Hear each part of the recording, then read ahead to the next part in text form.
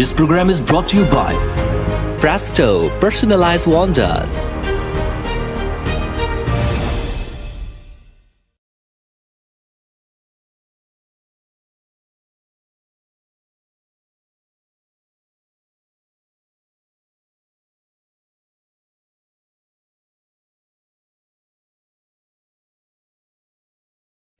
Mayambu kurumzari adamna yengbiriba si Impact News ni Impact Health Link for a Healthy Manipur da mayambu taramna okjari. Ngasi Impact Health Link ta pujarakliba topic asi Yoga for Health and Wellness haibadi akhoi yoga sina miyoibagi punsi da hakchang da kana bakari kari piribagi haibado adugi matang da khangnabagi damakta topic asi pukhacharakpani loina ngasi akhoi studio da lengsinduna laibiribi expert asina Takhellambam Lilly Chanu yoga specialist PG Diploma in Yoga Education. Membo ahan ba magtada otaram okshari. Ngasi mem dege ahan boina khangzani bse akhoi gi yoga se hojik ti malem gi oina su yamna popular ama oina khangna re iba yoga se the yoga se yamna simple term da yoga haiba se kari no haiba khangza hoki. Hoi ya ai gi mot oina di simple term da yoga haiba se union haiba ne boko. Union of kaino haiba matam da body mind and soul hai. Kisi se This is the main important thing. When Sanskrit ki lok topo matam de yoga chitta vritta nirodha Sanskrit ki water di phangane ba. Adubo simply I didn't normal koigi people amana khange hairaga di yoga haibadi unity chusanna ba haibane ba. Kariga no haiba matam da aigi hakchanga aigi wakhalga aigi spirit haibadi aigi soul duga. Ahum se alignment la akanda da koigi ngasai ki aphaba haibado. Anything Apava oidoineba. Aduni koina yoga na khangnari se. Aiki point of view da haida. Simply unity oiba. Unity of your body, mind and soul. Adu haidoini ko. Adu mem de makata khangzani is na khoi yoga sina khoi physical amadi mental health da kari kana basing pibage haibasisu khangza hoge. Yoga sidiki kana basidi yam lai kare. Haigadi physical la yengagana khoi ki body se koi isage body se hedi nangna kai haini aise body yamna weight se overweight oire hairaga so sai masa matomda nangna yoga to tawjaragadi agi koi certain asana yam laigare ko posture adu to tawrakanda manungdagi body sina o nangna nangje body obesity oiragadi ai reduce tawjage manungdagi ni ko tawrakaduise degi nang yamna thin noiba mayang yang kangba oiragana mana dum hengala kaduine ba akoina hekta yoga tawraga mayang kangadam ni haibata nataba dagi yang kangaga adum ta natte ba yoga is manung dagi body sina masana dum balance oira kaduine daga nangi weight ama maintain tawgi doine ba agi weight se charasu agi nangi height gi matungina BMI gi matungina weight ama maintain tawraga dum leijagi doine ba adu duna agi physical part oigre ko aduni koina yoga hekta tawraga asma adu gi wa nataba It's to be like physically you are fit. This is very important. Apart from that, the mental health is also very important. Koina mental health la kanda na kay no higher kansta na pranayam, breathing exercise, adagi meditation. Yam na lay meditation si sumaruni music. Mi me am na hydra ide meditation se kumain tog duno ek khangde kaina ga laitra ne ko. The ahamada meditation je tog ke haiba matam da pranayam. Koi breathing say pranayam haibadi pran and ayam haibane ba pran haibadi koi vital energy ko vital energy haibadi ai breathing se lere dana ai breathing se ayam regulate to ba haibane ba du kamaina regulate to gani breathing zina ai vital energy da left kragati koi se that body haibadu chingdoini natra atopa any organ sing de koi na tumba matam da mo relax to jagi ba Mai masa matom da adum research tog zeiba tawbutobu akhoi gi breathing vital energy di tawte haiba tawdabanina ma se akhoina kamai tong mapangan kangan gani mangon da khoina kamai na pressure period de ke haiba sima ko yoga da tamme ba physical exercise atop physical level da di nahak na any exercise to gym changu bayai aerobics to bayai zumba to bayai any form of physical exercise you can do it but what about your mental health and what about your breathing exercise hai besidane ba yoga san slightly kitang mamang thang ise du hojiki generation da di amuhen na yoga se yamna bum oire ko yamna mi yamna pamna bu do oire oirak pagi maram di kai gino haiba matam da ngasai ke breathing exercise yaure ise Sisinaneba. The breathing exercise da pranayam. Akoina may am the pranayam na source anabi haido. Sanaribu source kamina sana do no hibado coin attack to neba. Na akoida yauriba source kamine on the holy. Magi movement se kaino. Karamba mongi so holy. See do neba koidam na maru oirise. Adugi the Magdani. Koina yoga ngasagi mental health equally koina chatle haise. Season. Lo mem this was panbe ba habi pranayam ko gi source sana ba gi matang sila so or source sana ba se kamai sana hayo di ko gi mental issue labor habi de ko gi anxiety adagi stress labor se si de gi ngak thok na ba gi demak ko gi pranayam se karam ba mawong da taw ka da ki habi so khang koi mental health labor stress labor mi de ko source sana ba se kamai na simple da koi na yam na box inhalation breathing koi box breathing hai se nang na so inhale to base sidane 4 aduga amu akoi jom hold to duini dana hold to buse 4 amu exhale to thokrani dana si 4 hondo khibase sida 4 amu hold to ba 1:1:1 tadi aina control to re ineba o ai tadi ngasagi subconscious mind labor ai gi stress to khandabdo aina so da pusale edana tadi ai gi mind do da aina kainom piradra nanga si numbers account to gadabani da ai khanga aneba ai ngamdini mari ba ai hon bangam daba kaina nasana tom da waje nganga aneba anga toise kana kana aduda neba khoina ise ma nasai gi unity do podam di unity oira adra se ai gi source ga aina tawri se ga chanaram dena kaina ga khalap pado adu oidu neba degi ira lai bada simple example da khoi daily life da khoina khang bada mi je yam saura ga khana ga lak pa bada mi je ke doi thonga thingjalaga leina gidra thonga thingjalaga nang changa kanu kaina haibane ba changa kinu ai nanga wari sana ningde ka haiga matam minute khara khoina sa haidane mongonda di wangang urano ngang ma yara roi haido body ne indicate pire ine ba breathing jina ai nang gido so ngamma roi heart pumping sa fast oi rakpa duna mana pressure je low ngamak ta ba duna mana haine ba ai sa jina khangjari ne ba ai kitang relax oi ki duna ma pamda changa ga tumbani khangde penom di dum lairangani degi kitang phara kan dei sei ta bani khangde the certain after 30-40 minutes pungama gi matong mi je thola kam oida ta phara ba ka ha ka ma normal do wang ngap pado do kai gi no body duna ko di indication pire ine that's also very important khangda bane ba ko duna stress level anxiety level mi sing je ko sum of za to mai gi breathing za fast oi ne ba yam fast oiraga isolated oi gi duine ba moi se isolated oi ba maram do kari gi no haiba matam da magi normal breathing do oirak trine ba then ma matom da lening na ine ba de dadi akoina do puthora kadam ne do mangon da koina haibi ga duine ba smai no hon si koina tak tu se to da nang hon ba matam da poksis mai thok pani kham pare yengu kai moi aham banana mina natte da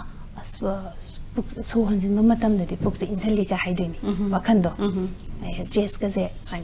da koina phasana explain tor kanda namut na khandara yengo hai kan chumma ka duine ba legi nang na so do hon ba matam da kari feel tawi na ton da kai feel tawi yengo ka ha kitang cool sensation phau bani ingli taw ba phau bani ka ha ba se am da khangam budine aina concentration to han grani on the mind do aina kanom pigram kamana maina manang ge mind do piri ne ba command pira ni mana khangjari dana chumme ha ra ka do so that's the first step slowly nangi breathing identification da ina ta holani kaino adugi matung da gidi real process ta la ka doiba pai analom milom kaina ka koi alternate breathing then ujjayi pranayam according to the disease according to the problem thyroid labor singina koina ujjayi pranayam pi summer da yam acidity labor acidic labor missing summer da di normally koina sitili pranayam pi ingba da cooling effect oina ba manungda negi yam stressful yam oiba mi yam na tumba ya de ka hair gana koina brahmari pi sound do create ohen ba koi isa da loina vibration yauzi ba koi mi oi ba se yoga da na koina tamak pada ina tamak pada ko sana hai poster se copy to ba ngam le ba koi se kwai de gi animal singi manung da kwai de gi chao ba kwai de gyan le ba hai di top o hera ga de koi mi oi ba sine ba tabu misuse to ragana khoi se mu negative ta sakhi do ba adu me am de use to dana ba na yoga sa pusalai ne already lera me dana yoga sa then sahi khare gi mamang lagi yoga se am famous oirakpa wane ba hanadi yoga se kaino khangam pote da namina adunida hojikti am thina habidi popular yam malemji oina so adum yoga se am thina chatna ba ma oirakli ba ko yam oire e ado asom da di mi sing se am health conscious oye moi se hedi khangde khoina hek tak ba yam thwa yak sun ba he bedi massage yam khangning ba yam phaning ba do adugumba ma moi da lyawe haitare same thing I know so some da su yam khoi gi young generation sing sa adum to haning haitare habidi masagi health sida hena important pihanning ba do adu health se lai traga di akoina whatever ai ne chuptam ning ma do phangoi do ni da do akoina angang oi ring da khoi abo hoina ga haidrana bima khoi abo se mai gal le exam phabalan ni se khoi matam da gyan ta de khoi bu na exam phabalan ni hai jig maram se kai no na do aina se gi feel da changmara kan de ai hojik ta isa da realize lai khoi de chaw ba value se ai exam zo oiram ba phazai bu hairaga su thi bu hairaga su whatsoever nangi exam phawadu ba mina pamak ka doise masak thi ba phazabagi wana ta sma se fit oina chatli ko sma na carry tawri se yam na li ko ti mongon da anything se but anything to boda degi thaba am to boda very fast very active hai basini ba mina pamai se and of the day the day mi na question do hanga ni ma se unique oirak pa do nang se mayam dagi somehow hana ma je sumain toramani adubu khoina sahi after certain years ki matung yengu matam dadi sma se sumain torame ka hairak pado to khangning mom yorak kani ba amingon di amna curiosity ma pharak pado kari gi no kayan kan yoga to e idi mai dum hairak pado to dai di dum mana to ngamaga idi kana khalak pado aduna you are giving example to the society not only yourself natra aduni ba yamna maru e se haksang si phatraba taraga di aina tawgen khali su karimta ngamoi doine ba sungam ngamoi doini adi haksang do na ba khoina bu covid na ba matam da covid ki matam da akhoi mioi ba sing se jamana na leitra ne ma pan thok tra bani na adum lei ha kainom da dum lei bani na da na ba na khoina ki amna precaution lodra covid to chakra kan usi ta stability agidis normal da lak pagi khoina hanagi section around do amuk neglect chaktori ne ba kai gino kining sining da bagi ne ba koi do naning da bagi ne ba poto to da di maru ai se kai na ai haksang pa ngai na tra the poto examples do mayam koi da tho lai ne ba koi na lo ba hita ba koi na khanjalu da ba aduni mem na su zik mamang da pan biga huziki pranayam tawbagi habidi sor sana bagi matang da kai da akoina huziki yoga gi da sor sana ba haiba huziki pranayam tawbase da matam ama hekta da tawba yabra natraga ayukta dang tawgadabani siviti adagi numitang da tang tawgadabani haiba gumba leibra du su khangsau hoi pranayam se anti stomach tawgadaba ko breathing ni na sor sana du morning da tawbasina di pha phaiba any exercise any form of exercise anti stomach da tawbada yamna phai aduga tumam dai se before sleep ta su koina pranayam to we adubu 3 hours gap delay ga daba duna koina dinner se nganna sasi hainai se early dinner to bus yam phai hai se time tagi natte ba tumba da su masai gi magi circulation to phasana to holle dana duna adu matam da koina minute manga muk isagi mitu shelaga sorze hondo honjin masin ke ano khanjaraga ga tawraga pranaya adagi brahmari ga tawraga tumgi base stress mind da su brain da su yamna moi da haidi aigi subconscious mind se yamna relax o heleba adugi bani aduga hek sak saba loiraga di khoi advice tawde it has to be in empty stomach have a 3 hours gap khoi evening daga class ka lebe chu khoina yinge ba chak pung kya da chagi kai hange ba tenga sai gi mana chak to kitang theng bo ra ga di skip to ba khoi so breathing exercise mongon to heavy hoy ga da ba aduduna habidi chak hi chasala ga dugum to ba ga su ya ba na to ba di ya de at least aduga tumam dai da tawbasina mo khoi gi ngasi numit tumagi mana tawruri ba waruri ba mayam do potha ba hoidone yam nungai je mem dei makata na khangning ni ba wafam kya le du break am khatang lau zaki yes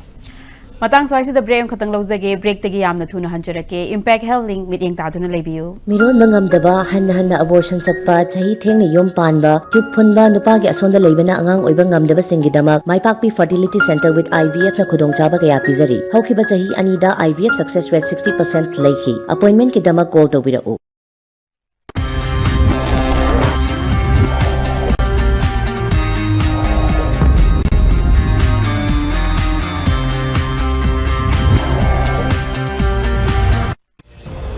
This program is brought to you by Presto Personalized Wonders.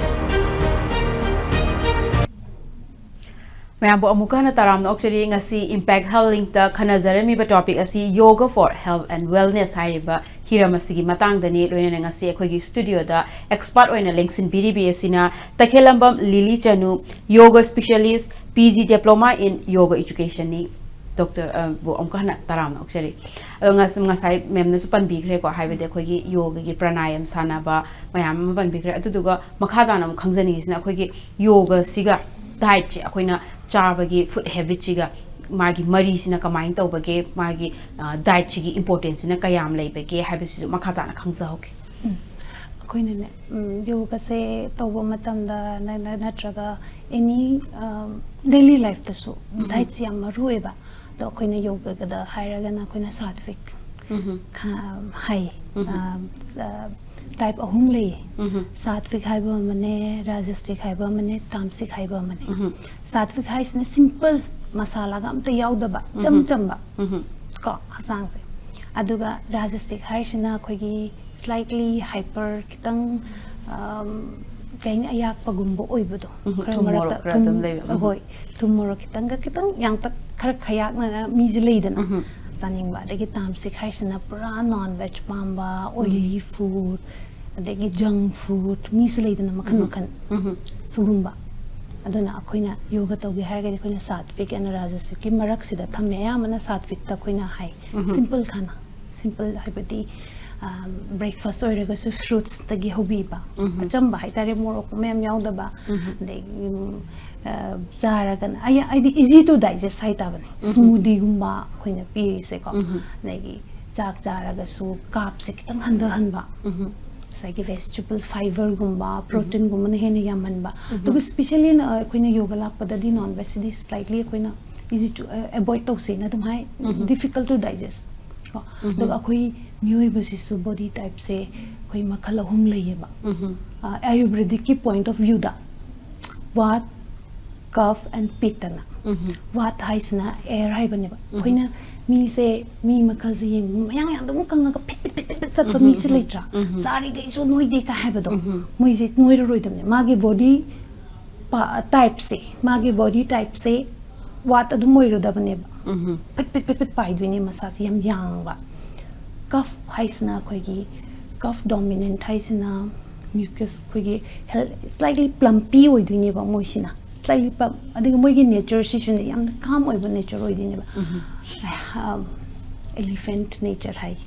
moise the moise dana na kitang chab dum noigan bado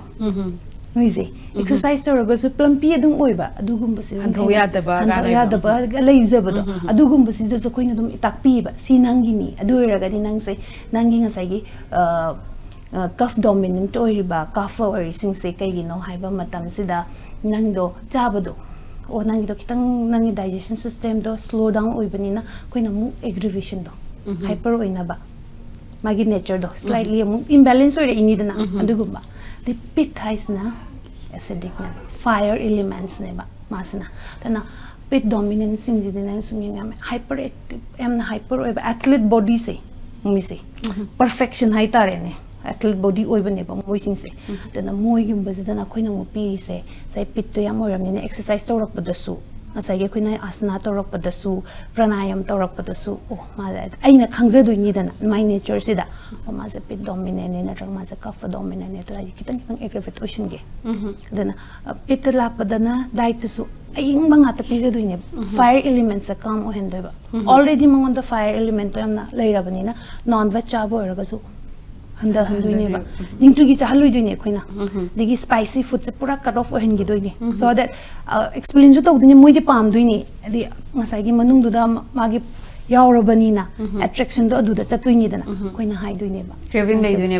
doi ne ba adu craving du leitana ba na khoina mo takpi doi ne ba si nang yoga do oiraga di nang ngarang si charu abani ngasi tawba ngam disi ubra dai nang gi body du da yawo poto nang na kai do bong piselino yaw do bodo nya chasi yaw drise kai no si aying ba pot se how roi do ni ko hai se any healthy food khoina हाइबसे healthy food हाइबसे हाउतबने हाउतबबु चारदि नंग अदुम healthy ओइरे अहावबु चारदि healthy ओइद्रेको अदुमाइना दिगि ताम सिक लापदसु junk food का पामकपदसु कोइना मोइदे यामना स्टबन ओइदिने मोइगी माइंड्सना मु तो कोइना कमाइना ngang कमाइ हाइसिके से कोइना फुट हाइरकदुइनेबा आइ नंगना चाबदो अदुगी नेचर दुनि नंगना तौरइसे काइनागा हाइबिबदो सिजे आइना हाइबा नतेको अमु हाइदुइने कोइना लाइकते इरमबने नंग येंगो गितादागा what you eat is what you are हाइसे खलन दुइनेबा चुमरे येंगो अदगी आइना वेदर गिसु मतुंगिना नो चादुइने आइना विंटर ददी बॉडी न ऑलरेडी विंटर द फंगबा vegetable ओइगेरा फूड ओइगेरा ओइना हेवी ओइबनियो कोबी थमसे मम्बी दे बीटरूट मैम ला इदना देगी नॉन वेज यामना क्रेविंग तो इदना विंटर से इंगबनिना दुना कोगी सोर्सना सो कोइ द पिबिरमिसे मादना चोजना पिरमिसे विंटर से द हाइसे नंगी बॉडी से ना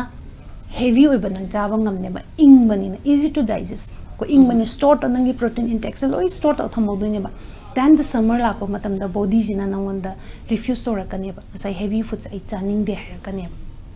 चुमिदना अदुबु खोई से खोई मणिपुर से लकी ओइबन लमने आइगे मोतदे वेदर से जस नुंगाइबा दुगा सुगुम द ब्लोटिंग सु ओइदे हेवी जाबद सो खोइदा कचुम गैस एसिडिटी लेबा हाबदो कशुम द तौदेबा खोइ यामना खाइनि यामना नुंगाइबा यामना फबा we are very lucky तौबदबु वेदर से नुंगाइ मनबनिना ने इसिंग कौतब दना खोइदना मुक सोइसिना मणिपुर दना खोइगिसना ने इसिंग कौतबसे liquid intake se yamna sonthaba duga solid intake sina more oiba adu khatangi wadani aduna saigi solid tuna yamna helabani na exam je tandhare dana tandharabni na exercise tongning redana tumning edana pot se dana isana khangna alert oiba tare asom dana kaino weather gi matung indana khoina dum chaning de refuse to bodu sare summer hai ke pick 40 dani 40 degree ora ka doini ko ising duna ising kawra ising tha aga ising liquid ma ta kawra ka doini ba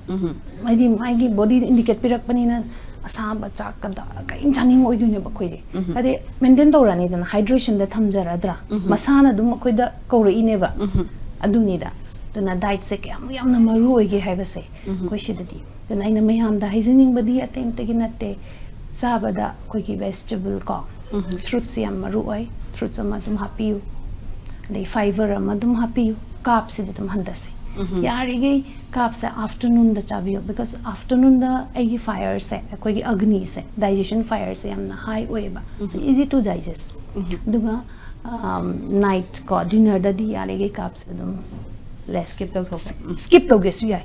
skip to ga protein and the fiber and you can shift to the कोई soup the soup नत्रगा soup तल्लगा जो कोई दी संपत लेदना दुगुम दुम याई am light ओइना साब light इसिंग से दना अना अखोइने इसिंग दे थनिंद्रगा सु संपत की form दा दुम जागेबा मही ओइबसे अदुरगदी मतोम दा दुम easy to digest ओइग्रमनिना exercise tongninga ani heavy oiraktre dana sado yanga kaduini dana duna diet si amaru haizada adu sigi diet sine ba certificate haisa achamba pe ise ado huji mem na so certificate and magi diet gi matang span pe ko ado diet chi matang sida khoina haurak padagi adum fruits kumba khoi uhai wa hai sine gi adum hobio na so tak pi ko ado kai maina magi matam je khaidu aga chagadra adu magi chabagi mawong de sisu kitang khangja hoki sabagi mawong se ko chumba oina di aina mayam thai janing badi akoine tum hek hagulak pase hek hagapaga lai hek akoigi surja deva ipa ka mayam khoiramaga brush tawdring agi agi saliva sa is the best name the saliva du di yosalu hai badi kama yosaluni namda bani na ising khoi lumbu sa ba to glass ama 500 ml gumbo oi bani singa adu di 500 ml ama leijagre ko half liter amadi thakpiro thakpiraga du nanga saigi saliva sina ke doi haiba matam da changra kanam anungi ai intestine sing se clean namane automatically my cleansing adum tawjagre ko tawraga koina washroom changba ko paloire adu mulora kan another 1 glass amu thakpiyo ba ising se tadi 1 liter amadi morning da dum lotion gre dana dulora kanda sa ba se koi break to duini dana breakfast ai se asagi break to ne minimum 12 to 14 hours fasting to ka shum kai de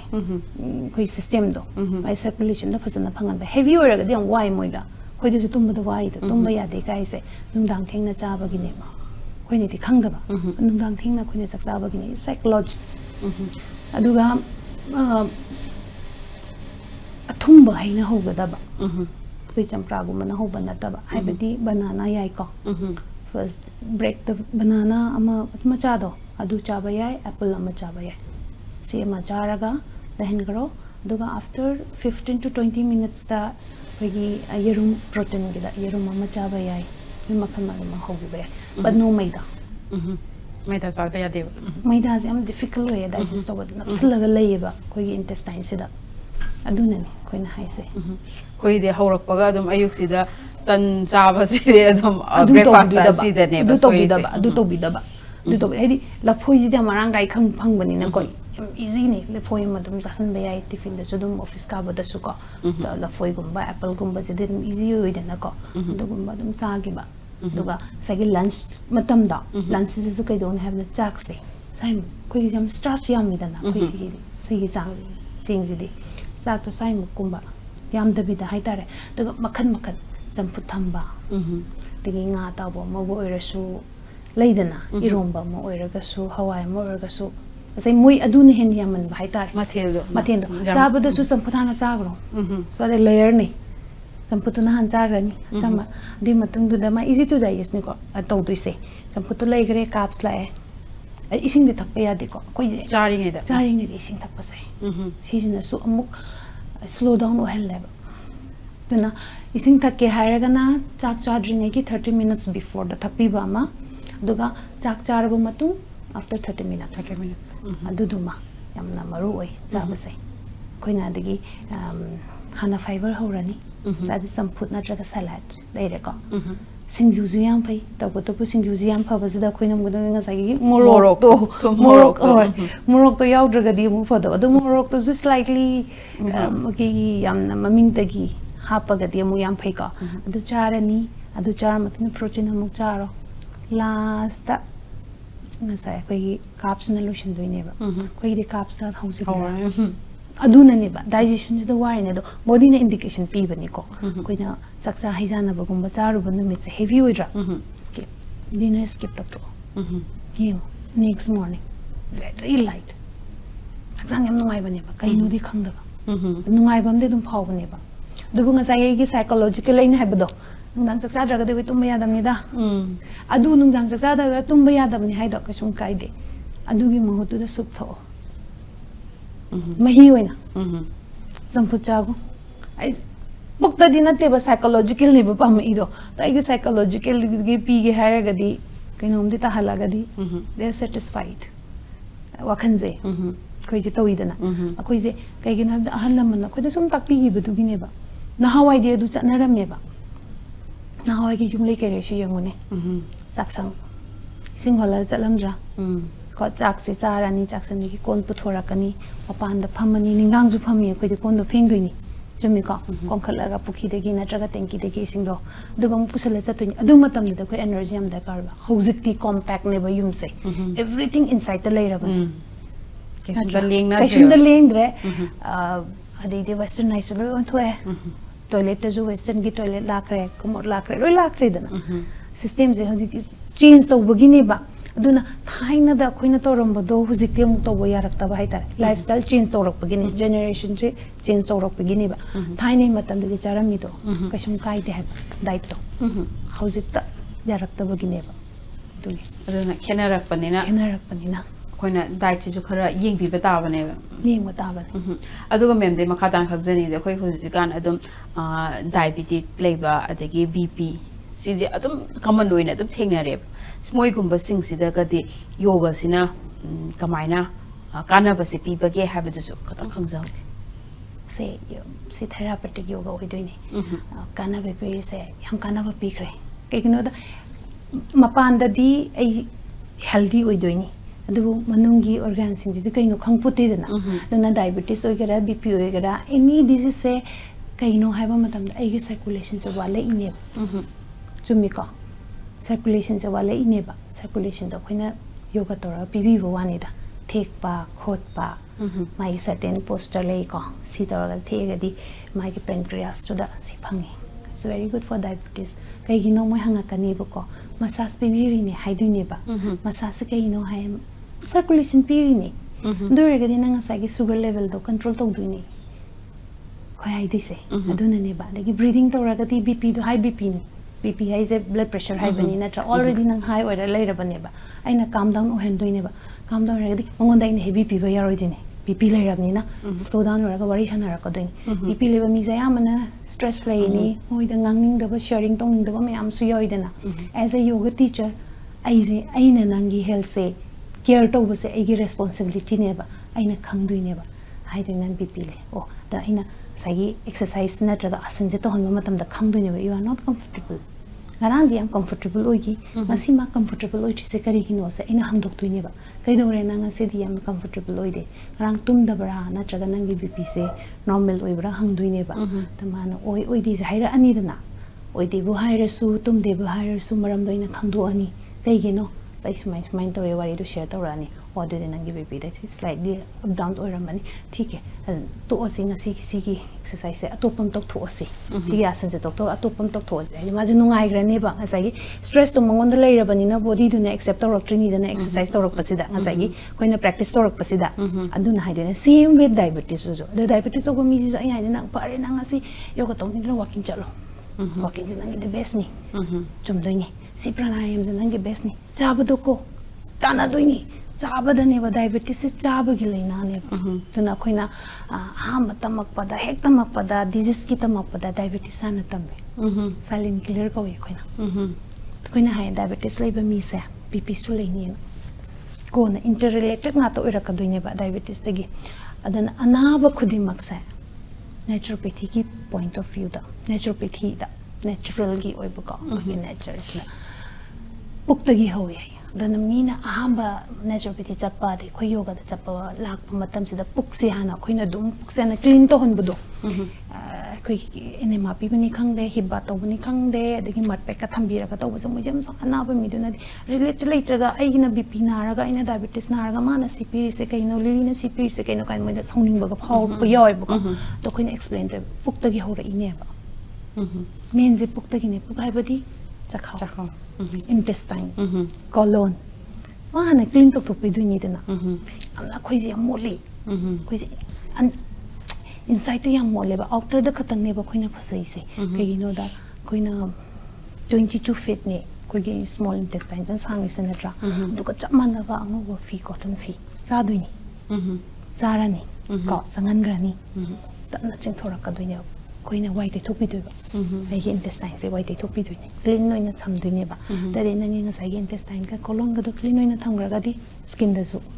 natural beauty lakh बदो glow लाक दुनि बा अदुबु हाइरि busing जे हुजिक ना आइना ma'am तो बिगरा आइ ngमोय बा आइ mental अदु किस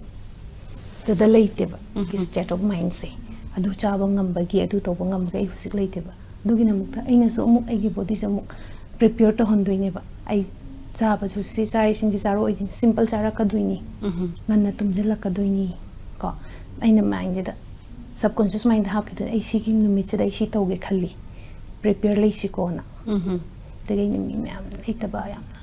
तमगा हकलगा इंगवा कनाम तनागा disturb तौदो मतम the तौरा कदुइनी द बॉडी से एक्सेप्ट तौरा कदुइनी बा आइगा बॉडी से का पूरा वन लाइन थम कदुइनी बा अदुनी Duna diabetes so any disease whether is diabetes whether is BP reversible natani kamane reverse oini exercise that means yoga and your diet and your breathing se ahum se ni am interrelated oiri se duna hausi kandi yum tong kodingi diabetes na rangani yum tong kodingi BP na rangani do BP nai diabetes nai hairaga hekta khoina ki gada banatte ba lifestyle disease ko eba lifestyle just slightly in a change to bira lore everything is koina loina mak kahini revise to bungamba reverse to bungamba disease ne ba dune ina mayam da haini se adi diabetes na re ka na ra ga natte diabetes na re hair su chabado start chabi da lore my diet to the loi la ka doine ba diet ka nangi ngasai gi exercise ga tumba zaba se ne tumba zaba se adum ya doine ba tumba zaba se maroi main important khoigi tumba sisu ko one of the most important ni ko tumba yarak ta ba hai se ai isa sida kainoma Body indicator ba laira baneba body na ne indication pira abaneba something is wrong hada aina khangbi bataba body na loina khoi indication pi khoi na ignore to bugi waneba ignore to bugi ganu sini hadi se yam nungai je mem tam solution la roi beda miyam da message am khatang pibiram aina mayam da message spinning is be selfish be selfish ka selfish se kai gino kana gi damak to oiduna ai isa gi damak ta isa se am shiba ma dakar wei mina nung shiba nataba aina aigi body aigi sasa yamna nung shiba madakar roi sizi nung shira kanda dane you are healthy aina healthy bu hek oiraba aigi family oigera aigi friend circle oigera aigi society da mating pangboy ai loi ngamduini dun aina bu healthy oidragati ai kamaina aina tawningi ba aigi plan me am lerangani akoi gi dreams leri me am leri ko tawbo se pangto pangamoi duini dana duna aina mayam da message pisani udi just be selfish for yourself, not for others, just for yourself. Isagi damakta selfish oy. Isaji ne yamuro ise. Ai sineba. Ai se patragabu. Ai na kamaina gi family do. Ai naragabu ai na ai cha kamaina cha pisa ngam do no natra. Mo healthy do mo gi ai na healthy do haningi ba pisaningi do thongba thak ko do ngam moi do ni dana. Dana ai na setning mo phajaba dress se pangam mo do ni dana. Ai na fit waragadi anything set yare tawba yare cha gisu control la ani dana hazang pharaga di phazaraga di chaning bu phor oiba tawri se adun habde akoi ei isa se fit oira matam da mayam gi habde aina tawning ni ba mayam do tawba ngam la ka doine ba mane yam nungai je mem gi matam mamal yam la matam khara kai thopi raga ngasi yoga for health and wellness hai ba hiram asida kanara ba wafam khara thambi ba gi damakta hanna thagachare thank you ngasi ekoi gi episode ase thangal bazar da laiba presto enterprises na sponsor to bibani loina na ngasi gi episode ase bo mem na mapung phahan bi begi damakta khudol por amkhatang thamsari thank you ma'am thank you ngasi gi damakta di matang swai de impact health link lotion jare mathangi chayol da anoba topic ama mu puduna lakchage ngasi gi damakta di khurumjari